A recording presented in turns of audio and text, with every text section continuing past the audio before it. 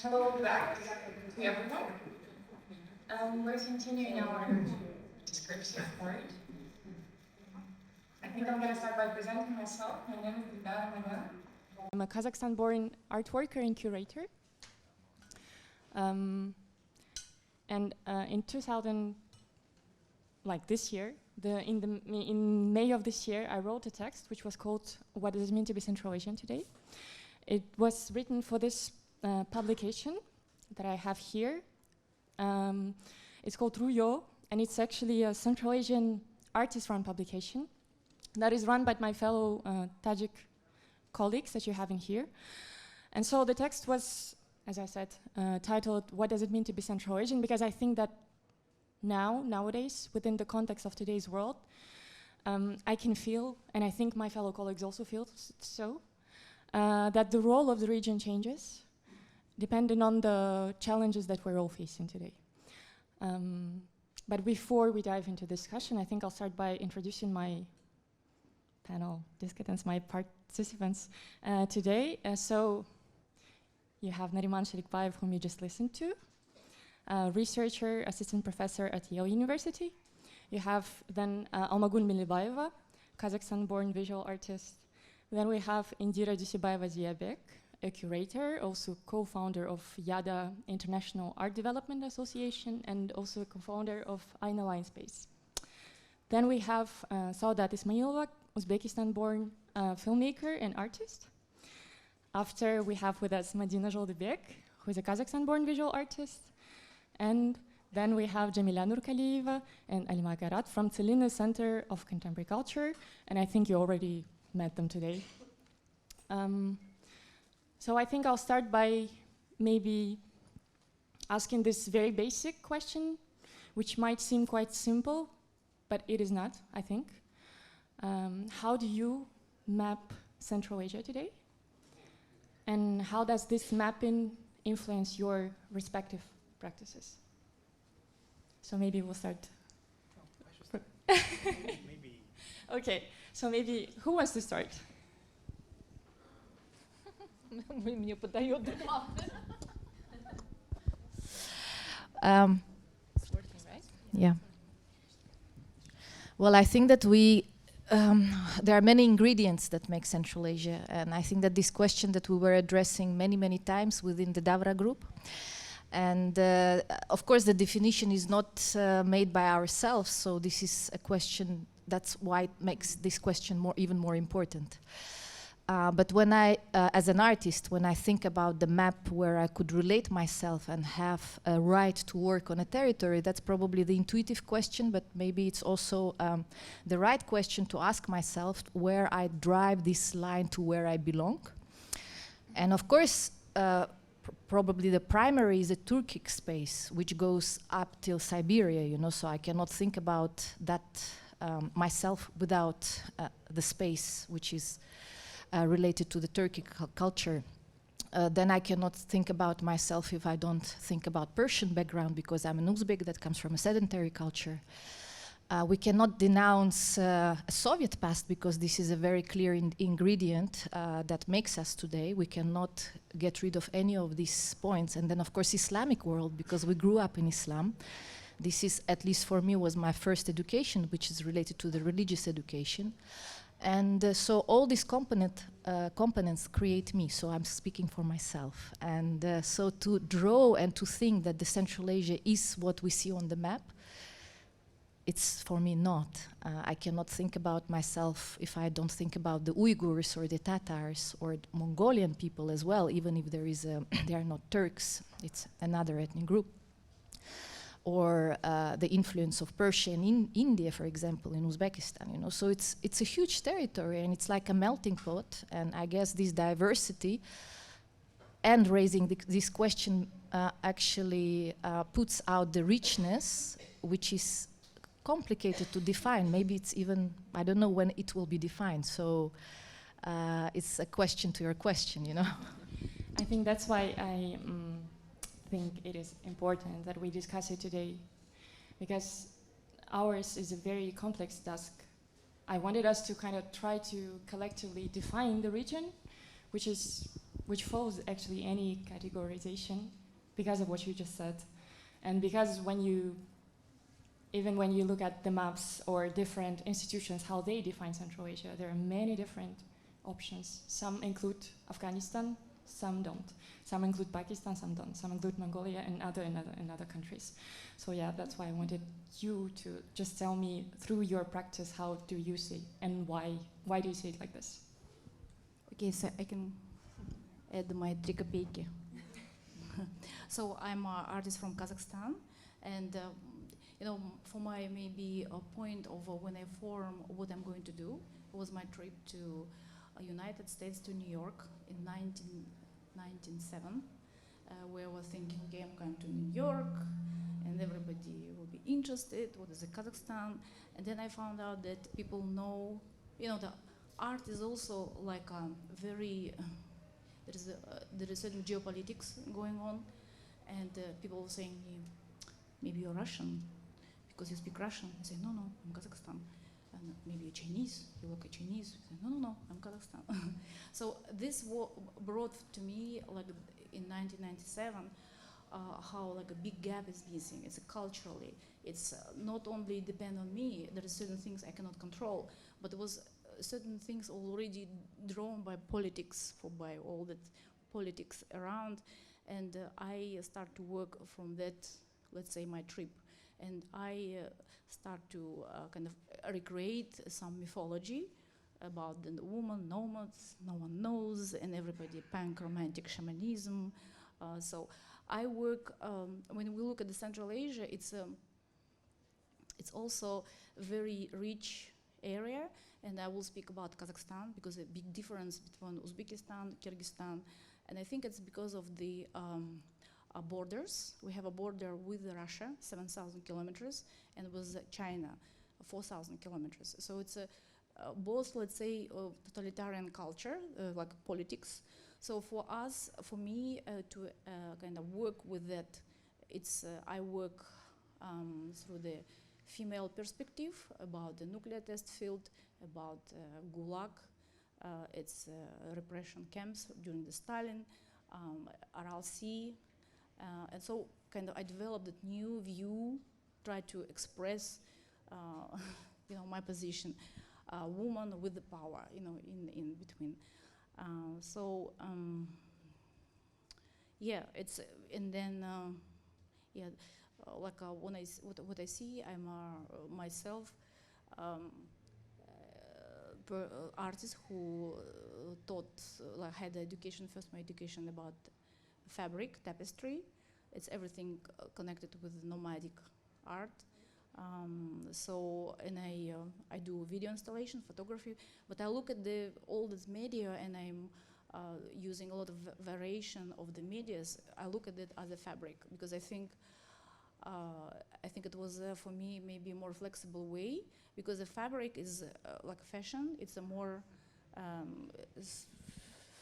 the body is always changing, always try to let's say fight with the power, with all that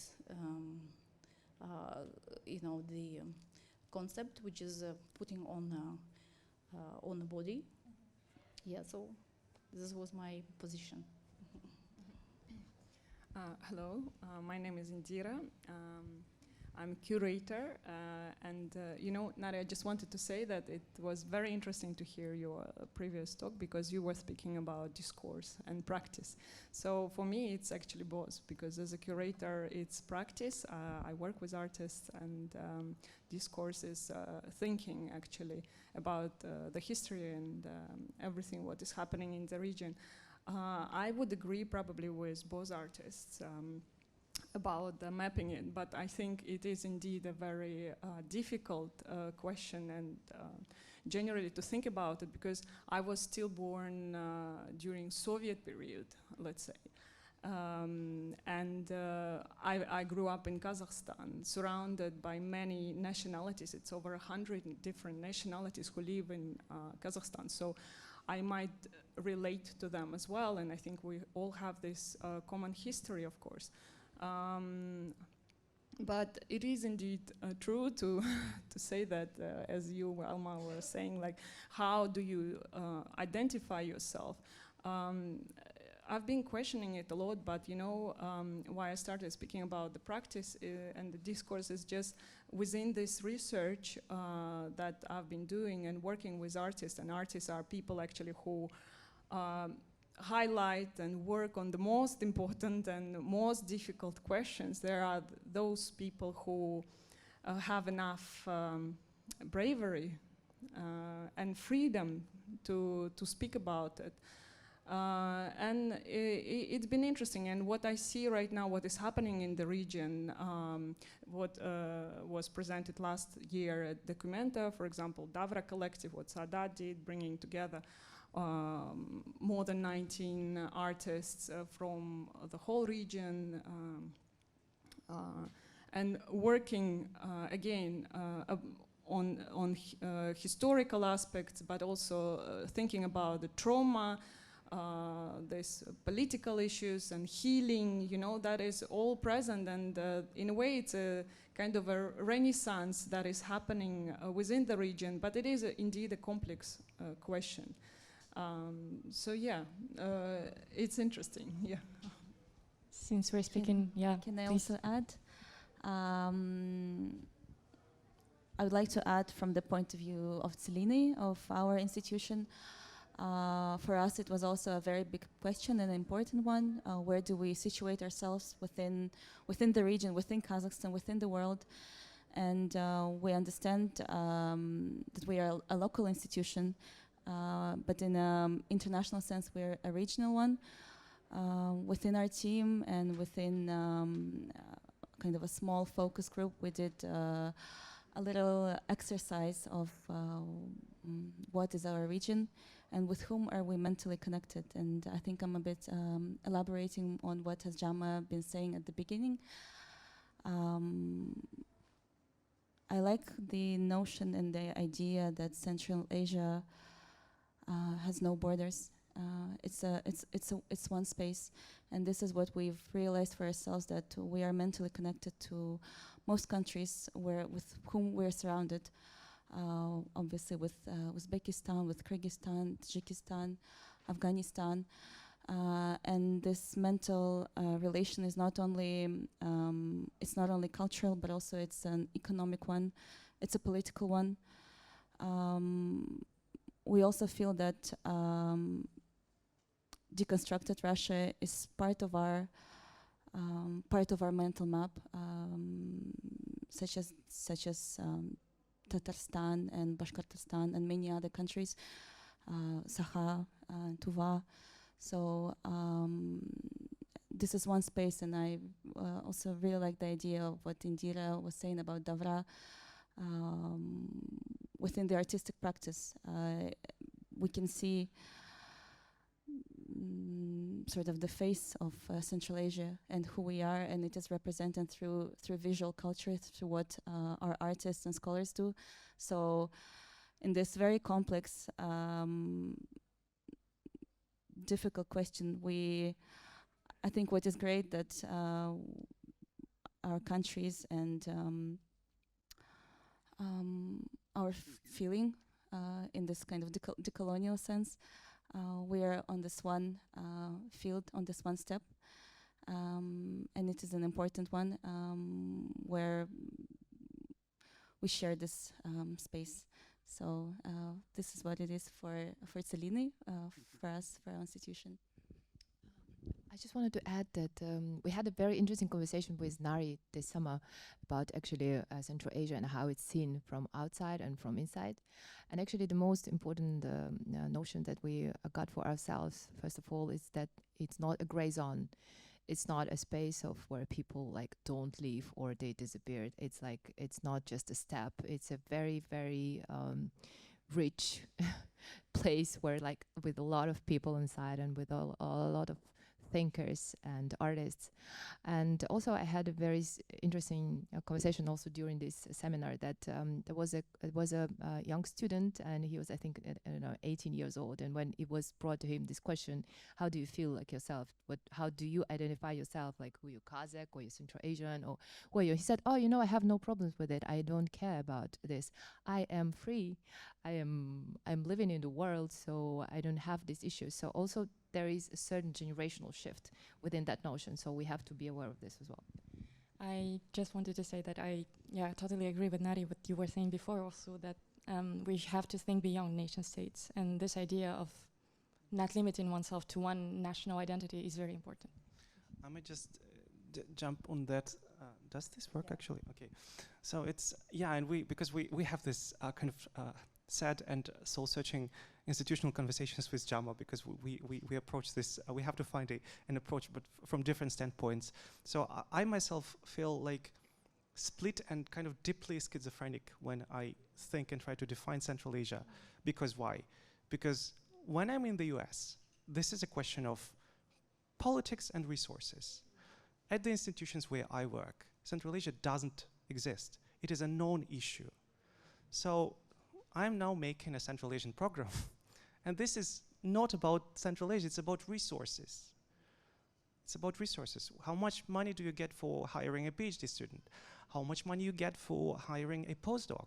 How much money you have for, I don't know, visiting program when you invite interesting speakers for Central Asia, right?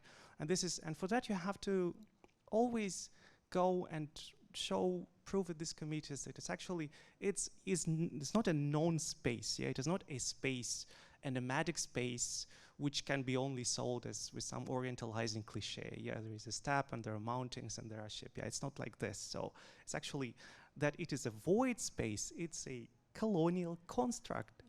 Steppe is not void. Steppe was appropriated. Many things are happening in the steppe, right? So you have constantly to fight against this institutional inertia and show that it actually exists, and there are many people living there, and there is a great diversity. It's not only 5 stans. Then there is Kazakhstan, Central Asia as like in my memory, because I have not been living in Central Asia for I don't know how many years. So it is the past, and it's the memory space, which exists somewhere in the head. But then when you have a memory, you constantly compare your memory with your present. So, and then it becomes trauma. So and then you go to your shrink and then you start to discuss this. Why is it, why it's like this? And then there is the kind of the encounters, the collaboration, the artists, the colleagues and friends. So it's like, and you kind of navigate in these various patterns and realities, and you try to find a kind of common ground. And sometimes you can, sometimes you can't. So it's always a construct, it's always a fluid kind of movement. And of course, when I teach a kind of Central Asian seminar, you try to put some notion about the region. It's very kind of, there are maps, there are languages, there are borders, so you try to pass some knowledge to students. But when it goes to something more kind of personal, productive, or interesting, then it becomes really, really complex. That was my 3 topic. Thank you. Madina, would you like to add something? Well, it's quite tricky because everyone is already covered the answer to this question, because it's completely multi-layered. And for me, I mean, I also think it's a melting pot because, for example, most of my life I speak Russian, and people ask, are you Russian? Or we cannot refer ourselves to, I don't know, global south. We are not, I don't know, Turkish nation. So that's why it's up to us to renounce, because for the rest of the world, like Central Asia is a blind spot. It's like nothing is there, but of course there is a rich heritage, and it's up to us and next generation, and it's great that we are having this conversation now. So it's post-Soviet and it's steppe Islam, so no one like I don't know, nothing. I mean, I still can speak like Russian. I still can fry dough on Fridays and read prayers, Islam prayers and duas. And I'm trying like to connect to my ancestors, speaking even like basic Kazakh with my kids, reading, I don't know, fairy tales in Kazakh, even though I'm not like fully capable to speak advanced the language. I'm from Kazakhstan, so yeah. So the only thing I know through my practice, I reflect like feministic experience, women's experience. So in my works, it's a ode to Central Asian women. So I think women that made so much for, I don't know, Central Asian culture and Central Asian existence, and they were also women who were always makers. So for me, it's essential to keep doing making with hands. Yeah. So because I'm working with textile, I'm trying to do that to feel like my Central Asian identity, I would say, yeah. And yeah, speaking about your work, it can be seen actually here at the fair. So yeah, I just wanted to add to something you were mentioning, that we're here today speaking for ourselves. It's a very important message. And I think this is one of the things I really appreciate about this panel. It's like it only composed of people who have the first-hand experience of the region, who were born in there, who represent indigenous population of the region. It's like very, very important, because as someone who's now doing a PhD, and I actually made all my higher education in France, in Europe, I know how it is to see how marginalized is Central Asia, how there is like no space for the region, how all the knowledge was produced by someone who were just outsiders to the region. So I think it's very important that now time changes, and we are here and we can speak for ourselves.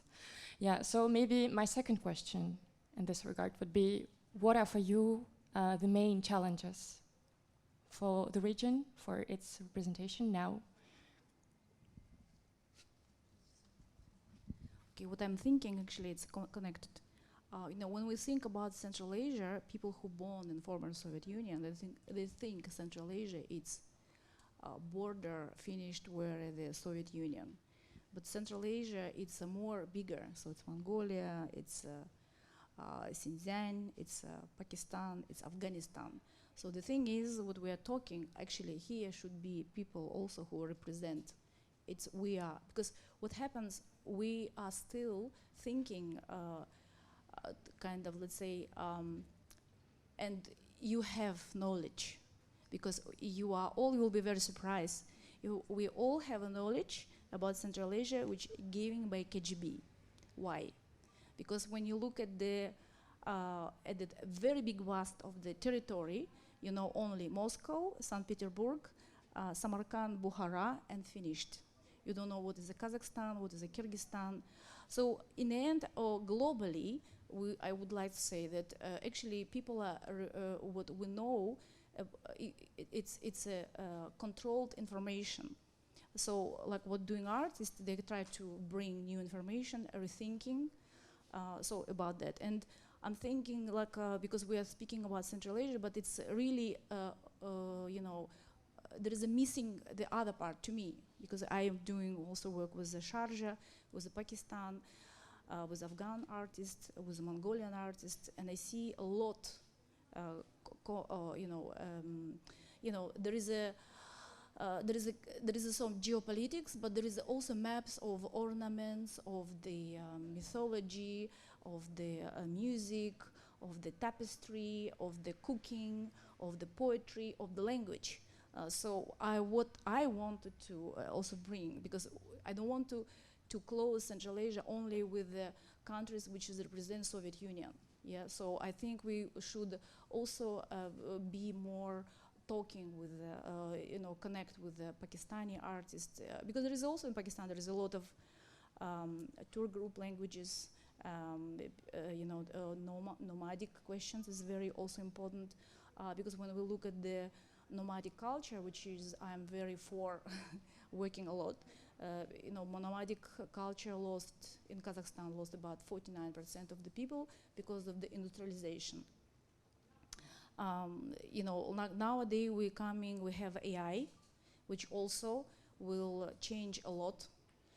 And from my experience as a Kazakh who had this heritage where second Kazakh died from the hunger because he was a nomad and was not fitting into the, let's say, radical settled economics, for me is also very important to work on this technology. So I think, in my opinion, I think should be, it's like a, it's missing.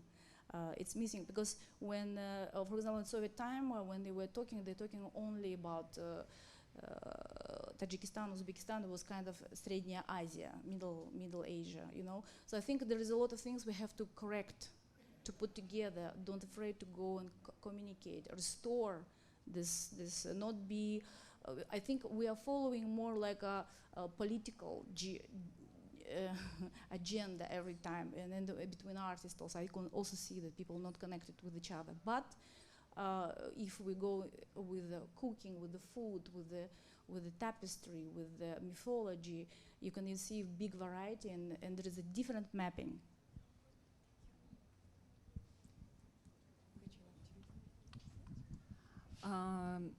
I just wanted to add that what I think is important nowadays is not to tell about Central Asia to the world, let's say outside of Central Asia, but also to speak about it within.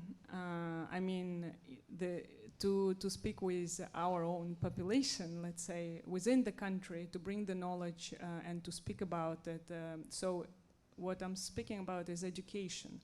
Education and learning, I think, is one of the most important issue, because we can speak about all these different nationality issues, and right now there are a lot of also, conversation about nationalization. But to be honest, I think we have to go through it, because for so many years we were, let's say, we were colonized, let's say. And right now what is happening is we are trying to understand and who we are, to know our culture, to bring it back in a way. And we have to educate not only, let's say, artists know that, they speak about it, but main population. They don't, and it can bring huge problems, especially in places like Kazakhstan, where so many nationalities they live together. And I think it's great. I really I'm very happy that I've been surrounded with so many different nationalities, so many different cultures, and I appreciate that. But it should be worked within. So education is one of the most important issues, and this is what my organization, non-for-profit organization, we've been working on. And I think the brilliant work that Tselinny Art Center is doing right now on archiving, on publishing, and actually giving a lot of opportunity to young artists to give them voice. And one thing that Jama mentioned about the generations, it is interesting, my generation, I think a lot about trauma, about culture, about thinking through it. And then there is next generation that was born in independent Kazakhstan, and it's a different approach, And then there are generation from 2000s, which are completely, it's a new generation with new visions. So it's all great, but education is important, I think. I wanted to add also, in terms of challenges, I feel like one of the main challenges is language. As most of us were saying today, someone was born during Soviet period, someone was born after or in independent Kazakhstan. And personally, I was born when Kazakhstan got its independence. And I think just like many of our families, my grandparents, they spoke Kazakh, my parents, they spoke Russian, and for my family, as my parents and grandmother said, it was always told to them that you should learn Russian to become human, to become seen finally. And this is something that was translated to my generation, to me personally. And in this path, at one point, Kazakh language got lost.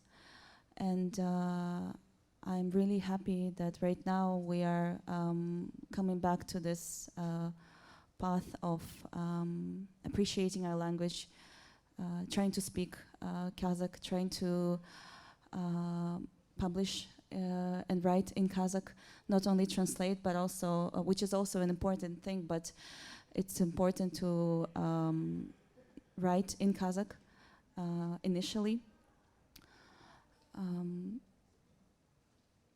This is, I think this is such a difficult, such a big question, which we can talk about for many, many hours, whether we need to speak Kazakh, whether we need to abandon Russian, whether we need to maybe change and just speak English. But maybe this is could be something that would be interesting to open up. So I thought language was an important. I wanted to say that I think the main challenge for us, I think it would be just actually to get rid of this post-Soviet heritage and mindset that actually is still really strong. And if you go to the wider society, you understand that it's still really strong, that there's so many restrictions that we don't even mention or analyze as the restriction of the Soviet mindset. So I think that, first of all, probably we should stop to call ourselves post-Soviet. We should feel ourselves more free, and actually our goal and our main task is to try to envision this future, how to address what we think now, and how to make it happen actually, and how to bring this vision to life. And I think this is the main challenge. And of course, we don't talk about the political pressure that we have. So of course, it is obvious that it's never going to end, that it's going to be there forever, and that we are in super fragile position. So if we have the opportunity to speak about this now, so we have to use this chance. We don't know for how many years we have this chance more. So using the opportunity. I think it's also very interesting because if we think about post-socialistic, it's changing the territory, because it's you can have a conversation with Eastern Europe, because they had the same experience as we are, and you know, our countries is suffering from because we raised as a with ideas of socialistic ideas, with all the social institutions, and then we don't have anything. For me, I was always surprised how quickly, you mean, everything is give up to the radical capitalism, let's say. But I think if we think about how we connected Central Asia, we can also connect with the post-social issues which is raising Eastern Europe. Yeah, so it's a you know, Bulgaria, Poland. It's also very interesting because I feel very connected with it.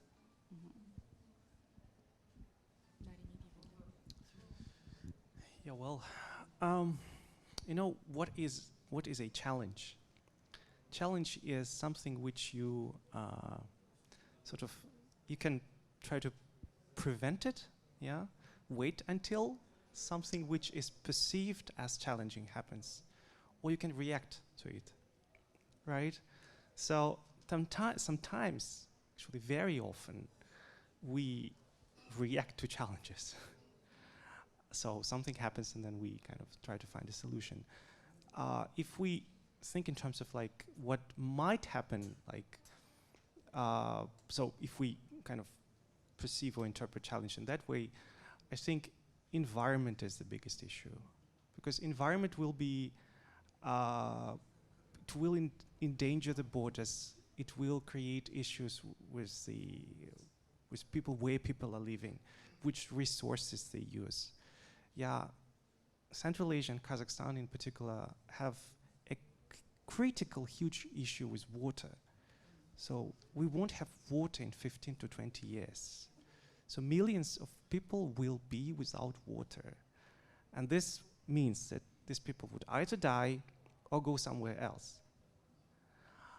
And this is an issue, and this is only part of the picture, yeah, because we have issues with the dry areas, like lack of resources to eat. And then if we talk about the frontiers, the borders in terms of climatic changes, we also have to think about political impacts of this process. Because we were thinking, even if we talk like solely in a political way, we were thinking for 30 years, yeah, or more than 30 years, that actually the Soviet Union disintegrated. Then the frontiers stabilized. So the frontier of former Soviet republics became the frontiers of independent states, of Ukraine, Belarus, Kazakhstan, Central Asia, or whatever. But it is not like this. Look at what happened to Armenia recently. Look what's going on with Ukraine. So who can guarantee that these borders will remain, or are supposed to remain, the same? And to this we add the environmental challenges. So the future looks actually gloomy in this sense. So maybe these debates, or these issues on redefining the post-Soviet, or actually on the usefulness, yeah, of this term, can be paired, yeah, or can be kind of reimagined, reconceptualized productively in light of this environmental, political, economic instability. I don't know. This is a question. I cannot say what's the solution, right? But if we approach this in this way, probably, yeah.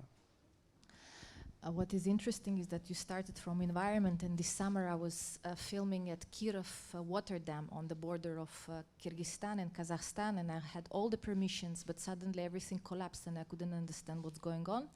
But then I left, I read the article that there is an issue with the dam because of the water question. But it comes together with the observation is that during the, I don't know who to address, maybe my grandmother, or the way I grew up with no sense of national division. It doesn't exist for me.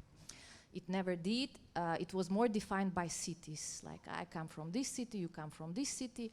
But then what I see that after the collapse of Soviet Union, this heritage of nation creation, we inherited. And I think that this is the most complicated heritage and probably the most negative, and how we deal with that. Because of course our first reaction was to keep it safe and to create our national identity. So we start, like the machines start working so fast that the distances within us, within Kazakhstan, Uzbekistan, like in the mind of people, start going in the directions, and the islands, the spaces between start being huge. And I see it like working with young people, that the way they connect, or they feel, how can I say, a right to go from Kazakhstan to Uzbekistan to work, or from Uzbekistan to Tajikistan. These borders, they never exist, like for me again, you know, but for young people that grew up in the period of independence, it became quite clear, you know, like these territories are divided. So so for me, I think that this bridging within, more we can do, like the local exhibitions, local exchanges, these conversations, but done within the region, among us. I think that this is like one of the essential probably ways, because art allows us to imagine, even if it is impossible in political way or economical way. But I think that this division, of course, the borders, the dams, the water, gonna be the one that's gonna illustrate it more and more and more from one year to the other. So just a tiny one. It's not that important as environmental or political or educational issue, but when I see that Central Asia is now getting more and more visibility in the outer world, I think for artists and for creators, it's very important to be like careful and very self-aware what they are doing when they are like speaking out on the behalf of, I don't know, folks and on the behalf of culture, Central Asian culture, because I don't know, some artists can be too playful when they are like referring to archives, or while they getting a huge audience, they interpret I don't know, our ancestral knowledge in completely like a different way. So I think it's very important, I don't know, to not only like exploit some shamanic rituals and stuff, not only for the outer world, but also for just regular people, because most of the people in Central Asia, they know some household domestic rituals which they like absorbed with their gods, but some like mythology and stuff, some, I don't know, subtle thing that people like don't know or forgot. I think it's very important to like do field work, to speak with your elders, and to rely on archives firstly. Yeah. Thank you, Madina. As I see that time is running, I think we maybe should proceed to the final question, which would be, how do you imagine Central Asianness today? What does it mean for you? How do you practice it? How do you think of it mentally? And how do you practice it via what you're doing when you're running an institution, when you're creating an artwork, when you're writing a paper? What for you would be this? And I know we're talking a lot about our past heritage, about what was done to us in the past. But as we just found out, it's very important for us to act now and to take this agency so that we imagine a better future for our common home. It's a tough one, I know. I have idea. Find work for myself. Because we were kind of get rid of totalitarian regime, I think we are very good sample Central Asian for Chinese and North Korean, how to get rid of the structure. So, because you know, as a person who kind of had this experience and know how difficult it's a totalitarian thinking, I think it's me personally have my experience how to work with that. So coming back to the this is what I see plan for Central Asia. Because if people say, oh, we don't know what to do, we're small. No, we are not small. Because people also from former Soviet Union or post-socialistic countries who had this experience, we have this knowledge how to share, how to work. Why I'm saying? Because once I remember I was invited to Korea, and I was very close to the North Korea. I was like, oh my God, I know that. I was there. I remember this childhood, you know. I know, and I thought, what it will be with these people one day, you know, they unite. And we have a lot of these people, like we call vatniki, bots, you know. What it will be with them, it takes so much time to, you know, learn, study, understand, you know, find this dignity, you know, to learn differences. So I think I see Central Asia, it's more like from this side. Because, you know, the way, what I don't like in idea of Central Asia, you know, make a border and keep that idea of totalitarian, you know, before, it is Stalin's borders, you know, so only Kazakhstan, Kyrgyzstan, Uzbekistan, and that's it. I think we're much bigger and we have a big experience how to work with it culturally. And the second is about water, yes, problems. Water problems will come, of course, with this problem, with the economical project, One Belt, One Road. So we have to also understand if Europe will have more benefits from the One Belt, One Road, you have to understand that it will be less water in Kazakhstan, will be less water, it will be more difficult to create, you know, the immigrations. Why? Because in Xinjiang, you know, there is we know China is very don't have enough water, and the Xinjiang can only hold about 23 million people. And the planning of Chinese, they're still doing, they're moving from the middle of China to Xinjiang, about 60, 80 millions of people. And of course, they're reversing water. And the idea is create from the Xinjiang as a hub of Central Asia. So how is economic moving thing? So I think, like I will see Central Asia, how our work, or at least my work, I think this is a very important issue for us. Yeah, and there's a lot of, perspective. Well, for me, I think more collective works done is better. So again, beyond the borders, drawn borders, imaginary borders, but I think as more collectively we can work and think and maybe fail and fine, but I think it's just about trying to not to stay within those definitions and do works and share experiences as much as we can share. Of course, the question of language, it's a very, very tough one. And but again, when you look back, maybe I always refer to what I lived, they managed to speak Kazakh, speaking Uzbek, you can do, it's just a bit of more effort, just effort, the Kyrgyz, it's not, well, Tajik is another story, but still, like on a basic level you manage to. But it doesn't mean, of course, that you can transmit intellectual language that way, but emotional exchange, it maybe allows a certain type of a field. I tried doing it through, for example, musical exchanges within the region, because music, it's, it's primary, and you can try to connect and to build awareness of each other through the sound. So I guess more exchanges they are, I see that that's the only way to build our future and of who we are, I guess. The future of Central Asian is collective. Some other answers? Yeah, I'll try. Wonderful question and wonderful responses. Yeah, I totally share this point about like languages and cultures, because we definitely have this shared heritage.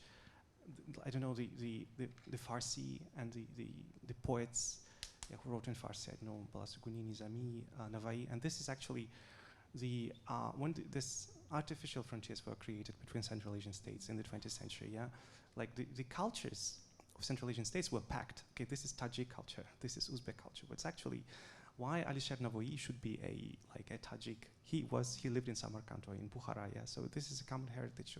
We shouldn't divide it into this narrow, like sort of borders or sort of boxes. Yeah, or this is Uzbek, this is Kazakh, etc.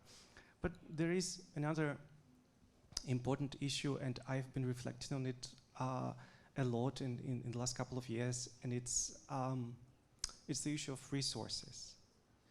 And it's a fundamental philosophical issue, which is not only related to epistemology, but it's also related to life, because the way I live, or probably some people in this room also live, is we have this kind of extractive logic, right? Because there is too much information, too many things going on, so we just try to get the essential. Yeah, spend less time on things. Yeah, so we be efficient. So this logic of efficiency is the logic of extraction at the end. But then, if I think about myself, I don't know, 10 years ago, for example, or even less. So to me, go into the region was essentially go into the archives, extract information, and then produce papers or produce articles, and then make my career. Yeah, so it's the extraction logic. But then at a certain point, doing post-colonial research, or reading, I don't know, Fanon, Said, etc., you start to question what's actually you are doing. And then what you can do, because I cannot step my career track because I don't want to extract. It's my work, yeah, and it's my area of specialization. And I guess for contemporary artists, that's relevant too, to some extent, right? Because they work with the region and they sell it to international markets, right? So it's also extraction. We are in the same boat in this sense. So, but then what can I do to give something back? I can do public projects. I could write books and papers for, not only for myself, but for the audience in Kazakhstan. That's what we are doing with Tselinny now. I'm very grateful to Tselinny. Tselinny supports these efforts, and they're doing it for other people. It's something which is directed to the region, and it shouldn't be this kind of enlightenment logic.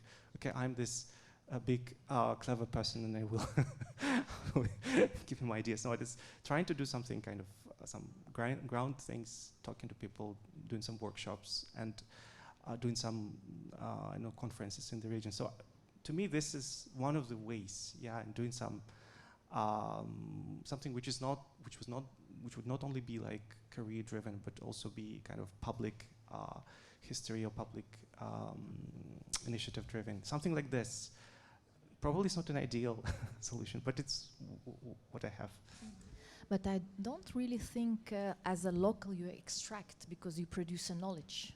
As a local, you use the knowledge that was produced by the ones that were before you, from where you come from, and it belongs to you. Yeah, but you don't. If I don't live in the region, I spend like my life mainly not in the region, right? So it becomes very kind of hypocritical, right?